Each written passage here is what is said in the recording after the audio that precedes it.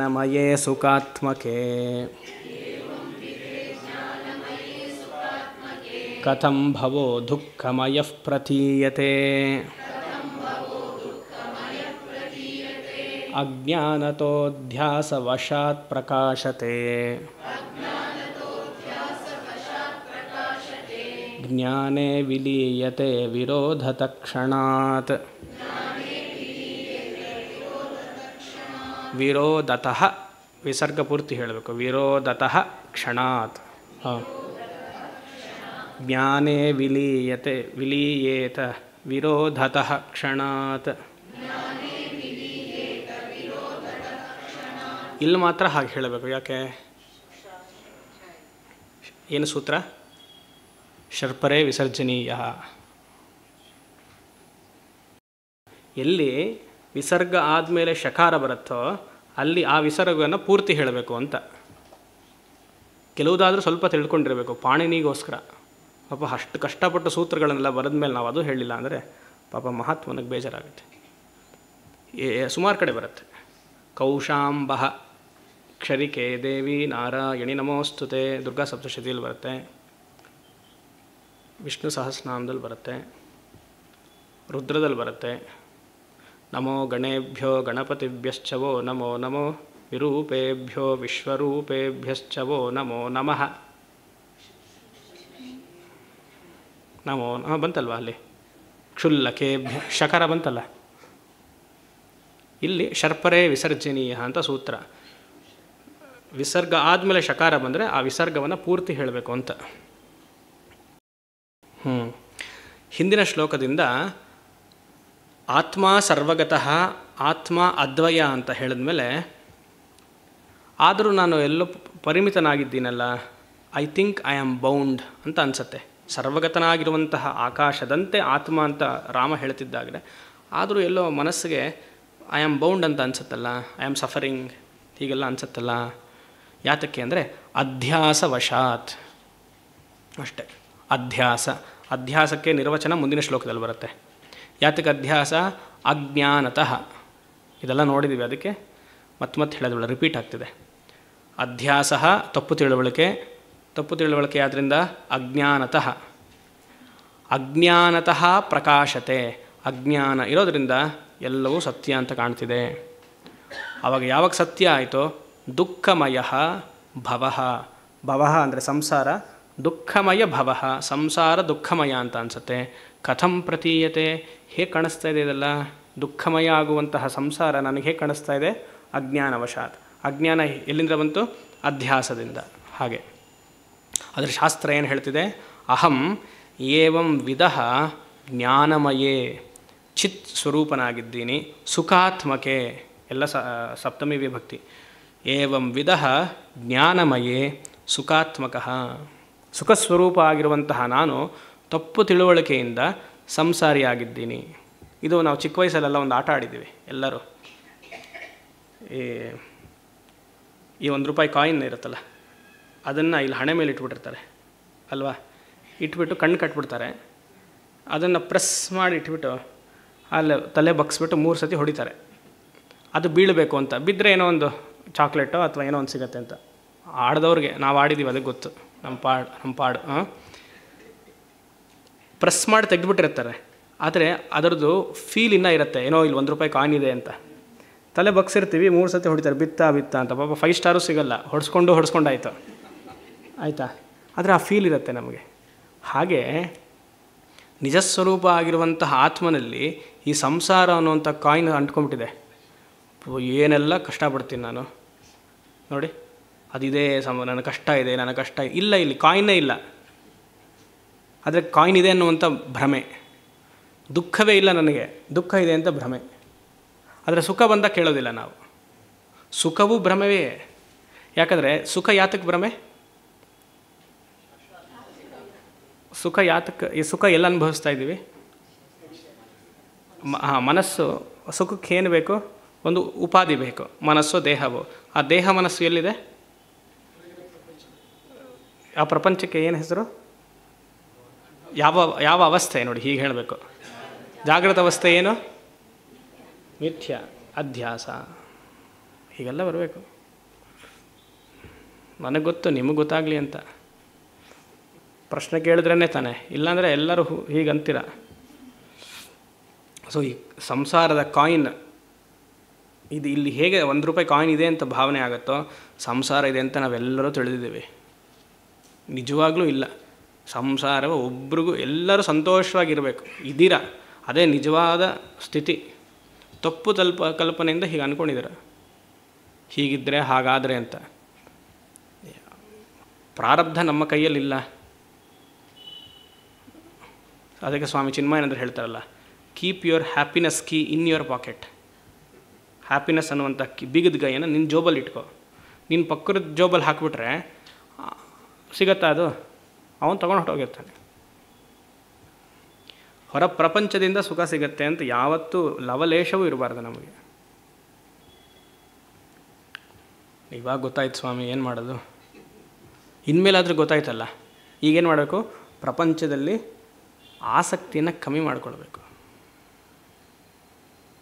ಹಿರಿಯರೆಲ್ಲ ಹೇಳ್ತಿರ್ತಾರೆ, ಒಳ್ಳೇದಾಯಿತು ನಮ್ಮ ಮಕ್ಕಳು ಬರಲಿಲ್ಲ, ಇಲ್ಲಿ ಮಕ್ಕಳು ಬಂದಿದ್ದಾರೆ, ಅಪ್ಪ ಅಮ್ಮಂದರು ಬಂದಿದ್ದಾರೆ, ಒಳ್ಳೇದಾಯಿತು ನಮ್ಮ ಮಕ್ಕಳು ಬರಲಿಲ್ಲ ಅಲ್ವಾ? ಸಂತೋಷ ಬೇಕು ಅಂದರೆ ಆಸಕ್ತಿ ಕಮ್ಮಿ ಆಗಬೇಕು. ಹಾಗೆ ಏನು, ಜ್ಞಾನಮಯೇ ಸುಖಾತ್ಮಕೆ ವಿಲೀಯತೆ ವಿರೋಧತಃ ಕ್ಷಣಾತ್. ಜ್ಞಾನೇ ವಿಲೀಯತೆ. ಯಾರೊಬ್ಬ ಬಂದು ನಿಮಗೆ ನಿಮ್ಮ ಮುಖವನ್ನು ತೋರಿಸ್ಬೇಕು ಕನ್ನಡಿಯಲ್ಲಿ, ಅಂದರೆ ವೇದಶಾಸ್ತ್ರವನ್ನು ನಿಮಗೆ ನೀನು ಇದು ಅಂತ ತೋರಿಸ್ತಾ ಇದೆ, ಆ ಜ್ಞಾನವನ್ನು ನಿಮಗೆ ಕೊಡ್ತಿದೆ. ನೀನು ಶರೀರ ಅಲ್ಲ, ನೀನು ಆತ್ಮ, ಶಾಸ್ತ್ರ ಹೇಳ್ತಿದೆ. ಹಾಗೆ ಗುರು ಒಬ್ಬ ತೋರಿಸ್ಬೇಕು, ನನ್ನ ಮುಖದಲ್ಲಿ ಹೀಗಾಗೋಗಿದೆ ಅಂತ ಅಂದ್ಕೊಳ್ತೀವ. ಕನ್ನಡಿ ನೋಡಿದಾಗ ಗೊತ್ತಾಗುತ್ತೆ, ಇಲ್ಲೇನೋ ಆಗಿದೆಯಾ ನೋಡು ಸ್ವಲ್ಪ ಅಂತಿದೆಯಾ, ಇಲ್ಲಿ ನೋಡು ಸ್ವಲ್ಪ ಅಂತ ಹೇಳ್ತೀವಲ್ವ. ಆವಾಗ ಕನ್ನಡಿ ನೋಡ್ಕೊಂಡಿದ್ದ ತಕ್ಷಣ ಗೊತ್ತಾಗುತ್ತೆ ಏನೂ ಆಗಿಲ್ಲ, ಅದೇನೋ ಒಂದು ಭ್ರಮೆ ಹಾಗೆ ಅಂತ. ಅಂದರೆ ₹1 ಕಾಯಿನ್ ಹೇಳ್ತಾ ಇದ್ದೀನಿ. ಹಾಗೆ ಶಾಸ್ತ್ರ ದರ್ಪಣ ಅಂದರೆ ಕನ್ನಡಿ. ಆ ಕನ್ನಡಿಯನ್ನು ಗುರು ತೋರಿಸಿದಾಗ, ಓ ನಾನು ಇಷ್ಟು ದಿವಸ ತಪ್ಪು ತಿಳುವಳಿಕೆ ಇತ್ತು ನನಗೆ, ಸರಿ ಹೋಯಿತು. ಅದಕ್ಕೆ ಜ್ಞಾನೇ ವಿಲೀಯತೆ ವಿರೋಧತಃ ಕ್ಷಣಾತ್.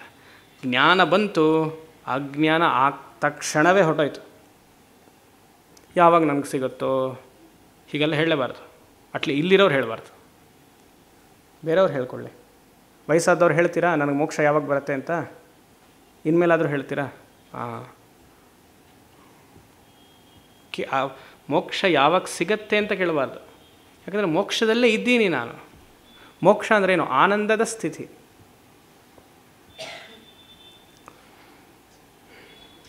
ಇದೆಲ್ಲ ಮನನ ಮಾಡುವಂತಹ ಶ್ಲೋಕ. ನಾನು ಬೇಗ ಮುಗಿಸ್ತಾ ಇದ್ದೀನಿ. ಮನನ ಮಾಡುವಂತಹ ಶ್ಲೋಕ 37. ಯದನ್ಯತ್ರ ವಿಭಾವ್ಯತೆ ಭ್ರಮಾತ್ ಅಧ್ಯಾಸಮಿತ್ಯಾಹುರಮಂ ವಿಪಶ್ಚಿತಃ ಅಸರ್ಪಭೂತೆ ಹಿ ವಿಭಾವನಂ ಯಥಾ ರಜ್ವಾದಿಕೆ ತದ್ವದಪೀಶ್ವರೇ ಜಗತ್.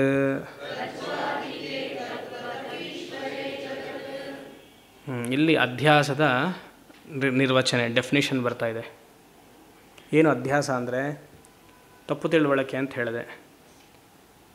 ಯಾವುದರಲ್ಲಿ, ಯಾವ ಆಧಾರದಲ್ಲಿ ತಪ್ಪು ವಸ್ತುವನ್ನು ನೋಡ್ತೀವೋ ಅದಕ್ಕೆ ಅಧ್ಯಾಸ. Seeing a wrong object in a wrong locus is ಅಧ್ಯಾಸ. ಮರುಭೂಮಿಯಲ್ಲಿ ನೀರನ್ನು ನೋಡುವುದು ಅಧ್ಯಾಸ. ಹೈವೇನಲ್ಲಿ ನೀರು ಥರ ಕಾಣುತ್ತಲ್ಲ, ಮಿರೇಜ್ ವಾಟರ್, ಅದು ಅಧ್ಯಾಸ. ಅಂದರೆ ತಪ್ಪು ಆಧಾರದಲ್ಲಿ ತಪ್ಪು ವಸ್ತುವನ್ನು ನೋಡೋದು. ರಜ್ಜು ಸರ್, ಅದು ಇಲ್ಲ ಉದಾಹರಣೆ ಇದೆ. ಅಹಿಹಿ ಅಂದರೆ ಸರ್ಪ, ರಜ್ವಾದಿಕೆ ಅಂತಿದೆಯಲ್ಲ, ಅದು ವೇದಾಂತ. ರಜ್ಜು ಸರ್ಪ ಬಂದಿಲ್ಲ ಅಂದರೆ ವೇದಾಂತವೇ ಇಲ್ಲ. ಅಂದರೆ ಆತ್ಮ ಅನ್ನುವಂತಹ ಡೆಸರ್ಟ್ ಲ್ಯಾಂಡಲ್ಲಿ ನೀರು ಅನ್ನುವಂತಹ ಸಂಸಾರವನ್ನು ನೋಡುವುದು. ಆತ್ಮ ಅನ್ನುವಂತಹ ಮರುಭೂಮಿಯಲ್ಲಿ ಜಲ ಅನ್ನುವಂತಹ ಸಂಸಾರವನ್ನು ನೋಡೋದಕ್ಕೆ ಅಧ್ಯಾಸ ಅಂತ ಹೆಸರು. ನಾವೆಲ್ಲ ಏನು ಮಾಡ್ತಿದ್ದೀವಿ, ಸಿಕೆ ಮಾಡ್ತಿದ್ವಿ. ಕಾಡಿಗೆ ಹೋಗಿ ಅಂದರೆ ಡೆಸರ್ಟ್ ಲ್ಯಾಂಡ್ಗೆ ಹೋಗಿ ನನಗೆ ನೀರು ಬೇಕು, ರಾಜಸ್ಥಾನ್ ಡೆಸರ್ಟ್ಗೆ ಹೋಗಿ ನೀವೆಲ್ಲ ನನಗೆ ಬಿಸ್ಲರಿ ವಾಟರ್ ಬೇಕು ಅಂದರೆ ಆಗತ್ತಾ? ಆಗಲ್ಲ. ಅದೇ ಇದು ಯತ್ ಅನ್ಯತ್ ಅನ್ಯತ್ರ ಭ್ರಮ ವಿಭಾವ್ಯತೆ. ಯತ್ ಅಂದರೆ ನೀರನ್ನು ಉದಾಹರಣೆಯಲ್ಲಿ ತಗೊಂಡಾಗ ಯಾವ ನೀರು ಇಲ್ಲವೋ, ಸೀಯಿಂಗ್ ಸಮಥಿಂಗ್ ನಾನ್ ಎಕ್ಸಿಸ್ಟೆಂಟ್, ನೀರನ್ನು ಎಲ್ಲಿ ಮರುಭೂಮಿಯಲ್ಲಿ ಇಲ್ಲವೋ ಅದಕ್ಕೆ ಯತ್ ಅನ್ಯತ್. ಅನ್ಯತ್ರ ಆ ಮರುಭೂಮಿಯಲ್ಲಿ ಆ ನೀರನ್ನು ನೋಡುವುದು. ಅನ್ಯತ್ರ ಭ್ರಮ ತಪ್ಪುಕಲ್ಪನೆ. ವಿಭಾವ್ಯತೆ ಕಾಣಿಸ್ತಾ ಇದೆ. ವಿಭಾವ್ಯತೆ ಅಂದರೆ ಕಾಣಿಸುವುದು. ಆಪ್ಟಿಕಲ್ ಇಲ್ಯೂಷನ್ ಅಂತ. It appears, mirage water appears on the highway road. ಕಿಮರ್ಥಂ? ಅಧ್ಯಾಸವಶಾತ್. ಅಧ್ಯಾಸಂ ಇತಿ ಆಹುಹು ಅಮುಂ ವಿಪಶ್ಚಿತಃ. ವಿಪಶ್ಚಿತಃ ಅಂದರೆ ಬುದ್ಧಿಶಾಲಿ, ಜ್ಞಾನಿ ಅಂತ ಅರ್ಥ. ಸಾಧನ ಚತುಷ್ಟಯ ಸಂಪತ್ತಿಯನ್ನು ಯಾರು ಪೂರೈಸಿದಾರೋ ಅವನು ಇದನ್ನು ಹೇಳ್ತಿದ್ದಾನೆ. ವಿಪಶ್ಚಿತಃ ಏನೋ ಅಧ್ಯಾಸ ಇತಿ, ಇಲ್ಲದೇ ಇರೋ ಜಾಗದಲ್ಲಿ ಇದೆ ಅಂತ ನೋಡುವುದೇ ಅಧ್ಯಾಸ. ಆತ್ಮನಲ್ಲಿ ಶರೀರವನ್ನು ಹೇರದೆ ಅಧ್ಯಾಸ. ಅಧ್ಯಾಸಮಿತಿ ಆಹುಹು ಅಮುಂ ವಿಪಶ್ಚಿತಃ. ಅಸರ್ಪಭೂತೆ ಅಹಿಹಿ ವಿಭಾವನಂ. ಉದಾಹರಣೆಯನ್ನು ಕೊಡ್ತಿದ್ದಾರೆ. ಅಸರ್ಪಭೂತೆ, ಸರ್ಪ ಅಂದರೆ ಹಾವು, ಅಸರ್ಪ ಅಂದರೆ ಎಲ್ಲಿ ಹಾವಿಲ್ಲವೋ ಅಲ್ಲಿ ಹಾವನ್ನು ನೋಡುವಂಥದ್ದು. ಎಲ್ಲಿ ಹಾವಿಲ್ಲ? ಹಗ್ಗದಲ್ಲಿ ಹಾವಿಲ್ಲ, ಹಗ್ಗದಲ್ಲಿ ಹಾವನ್ನು ನೋಡ್ತಿದ್ದೀವಿ. ಅಥವಾ ಈ ಪುಷ್ಪದ ಮಾಲೆ ಬಿದ್ದಿದ್ದರೆ, ಹೀಗೆ ಸೊಟ್ಟಾಗಿ ಬಿಟ್ಟಿದ್ರೆ ಅದನ್ನು ಹಾವಂತ ಪರಿಗಣಿಸೋದು. ಅಂದರೆ ಪೂರ್ತಿ ಬೆಳಕಿಲ್ಲ ಅಂದರೆ. ಇಲ್ಲ ಹೋಗ್ತಿರ್ತೀರ, ರಸ್ತೆಯಲ್ಲಿ ಬಿರುಕು ಬಿಟ್ಬಿಟ್ಟಿರುತ್ತೆ ಹೀಗೆ ಎಲ್ಲ, ಅದು ಬೆಂಗಳೂರಲ್ಲಿ ಕೇಳಬೇಕಲ್ಲ, ಎಲ್ಲ ಕಡೆ ಬಿದ್ದಿರುತ್ತೆ. ಅದೇನಾಗುತ್ತೆ, ದೂರದಲ್ಲಿ ಹಾವು ಅಂತ ಕೊಡಾಗತ್ತೆ. ಅಸರ್ಪಭೂತೆ, ಅಸರ್ಪ ಅಂದರೆ ಹಾವು ಅಲ್ಲದ್ದು ಅಂತ. ಅಹಿಹಿ ಅಂದರೆ ಹಾವು. ವಿಭಾವನಂ. ಹಾಗೆ ರಜ್ವಾದಿಕೆ ತತ್ ಅಪೀಶ್ವರ ಜಗತ್. ಅಲ್ಲಿ ಸರ್ಪಭೂತೇನ ರಜ್ವಾದಿಕೆಗೆ ಸೇರಿಸ್ಕೊಳ್ಬೇಕು.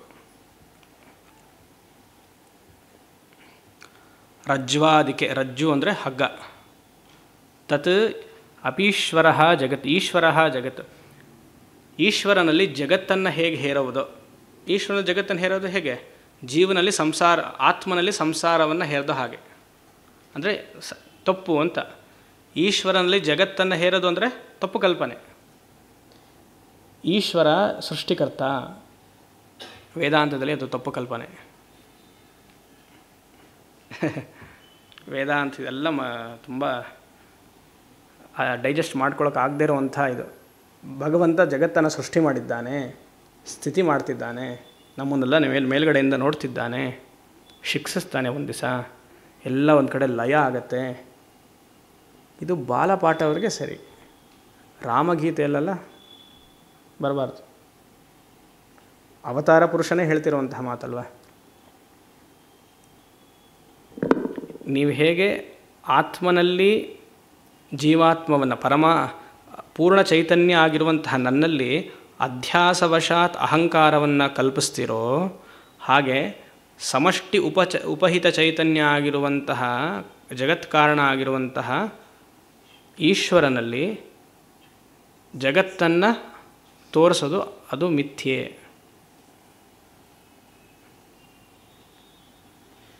ಪ್ರಪಂಚದಲ್ಲಿ ಏನಿದೆ ವಾಸ್ತವವಾಗಿ? ಕರ್ಮಕ್ಷಯ ಇಲ್ಲದೆ ಬೇರೆ ಏನೂ ಇಲ್ಲವ ಪ್ರಪಂಚವನ್ನು. ಭಗವಂತ ಕೊಟ್ಟಿರೋ ಜೊತೆಗೆ ಕರ್ಮಕ್ಷಯಕ್ಕೋಸ್ಕರ ಕೊಟ್ಟಿದ್ದಾನೆ ಪ್ರಪಂಚವನ್ನು, ಬೇರೆ ಯಾವುದಕ್ಕೂ ಕೊಟ್ಟಿಲ್ಲ. ವೇದಾಂತಕ್ಕೆ ಬರ್ತಿದ್ದಾಗ, ಮ್ಯಾಥಮೆಟಿಕ್ಸ್ ಡಿಗ್ರಿ ತಗೊಳ್ತಾ ಇದ್ದಾಗ LKG ಓದಿರೋದೆಲ್ಲ ಏನಾಗುತ್ತೆ? ಅವಶ್ಯಕತೆ E=mc² ಹೇಳಬೇಕು ಅಂದರೆ 1 + 1 = 2 ಅಂತ ಅವಾಗ ಚಿಂತೆಯನ್ನು ಬರುತ್ತೆ ನಿಮಗೆ. ಆ ತತ್ವದ ತಾನೇ ಇರೋದು ನಿಮಗೆ. ಬಾಲಪಾಠದಲ್ಲಿ ಇದೆಲ್ಲ ಸರಿ, ಒಪ್ಪಬೇಕು. ಅದು ಬರ್ತಾ ಬರ್ತಾ ಬರ್ತಾ ಅದೆಲ್ಲ ಪ್ರಪಂಚ ಅನ್ನೋದೇ ಮಿಥ್ಯ. ಭಗವಂತ ಜಗತ್ತನ್ನು ಸೃಷ್ಟಿ ಮಾಡಿದ್ದಾನೆ ಅನ್ನೋದೇ ತಪ್ಪು ಕಲ್ಪನೆ. ಸೃಷ್ಟಿ ಆಯಿತು ಅಂತಾದರೆ ಜ್ಞಾನ ಬಂದ ಮೇಲೆ ಏನಾಗುತ್ತೆ ಅವನಿಗೆ? ಮಿಥ್ಯ ಆಗೋಗುತ್ತೆ. ತ್ರಿಕಾಲದಲ್ಲಿ ನಿದ್ದೆ, ಜ್ಞಾನ ಯಾತಕ್ಕೆ ಬಿಡಿ, ನಿದ್ದೆಲಿಲ್ವಲ್ಲ ಪ್ರಪಂಚ. ಯಾವ ಭಗವಂತ ಸೃಷ್ಟಿ ಮಾಡಿದ್ದನೋ ನಿಮಗೆ ನಿದ್ದೆಲಿಲ್ಲ ಅಂದರೆ ಏನಾಯಿತು? 1/4 ಮಾತ್ರ ನಿಮಗಿರೋದು, ಸ್ವಪ್ನದಲ್ಲೂ ಇಲ್ಲ ಈ ಪ್ರಪಂಚ ನಿಮಗೆ. ಜೈರಾಮ ಸೇವಾ ಮಂಡಳಿ ರಾಮಗೀತಾ ಪ್ರವಚನ ಸ್ವಪ್ನದಲ್ಲಿಲ್ಲ. ಲಕ್ಕಿಲಿ VCP ಮಾತ್ರ ಆಗ್ತಿದೆ, VCR ಆಗ್ತಾ ಇಲ್ಲ ಅಲ್ಲಿ. ಯಾಕಂದರೆ VCPಲಿ ಅರ್ಥ ಆಗ್ತಾ ಇಲ್ಲ, ಅದಕ್ಕೆ VCRಲ್ಲೂ ಅರ್ಥ ಆಗಲ್ಲ. ನಾನು ಹೇಳಿದ ಜ್ಞಾಪಕ ಇದೆಯಾ?